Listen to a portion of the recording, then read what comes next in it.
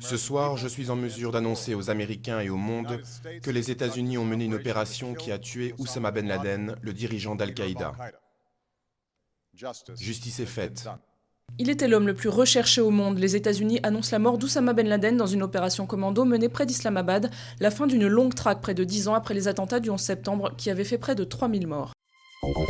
La nouvelle de la mort de Ben Laden a provoqué des scènes de liesse aux États-Unis. Des milliers de personnes sont rassemblées devant la Maison-Blanche. Les capitales occidentales se réjouissent également avec une retenue. Cette mort ne signe pas la fin d'Al-Qaïda et de la lutte antiterroriste. Près de 2 ans après le crash du vol Rio-Paris, la persévérance des enquêteurs a enfin payé. Une des 2 boîtes noires de l'Airbus d'Air France a été retrouvée en bon état dans l'Atlantique. Elle pourrait aider à déterminer les circonstances de l'accident qui a fait 228 morts le 1er juin 2009. Dominique de Villepin joue rien de moins que son avenir politique avec l'ouverture ce matin du procès en appel de l'affaire Clearstream. L'ex-premier ministre est rejugé pour complicité de dénonciation calomnieuse. Une lettre de l'épouse d'Imad Laoud, condamnée dans cette même affaire de faux listing, pourrait le mettre en difficulté. Elle contredirait le leader de République Solidaire qui a toujours affirmé ne pas connaître le mathématicien.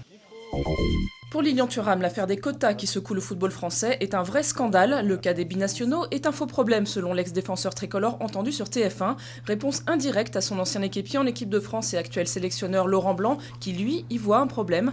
Thuram s'interroge encore. Quand est-ce, dit-il, qu'on va sortir de ses préjugés sur les couleurs de peau ?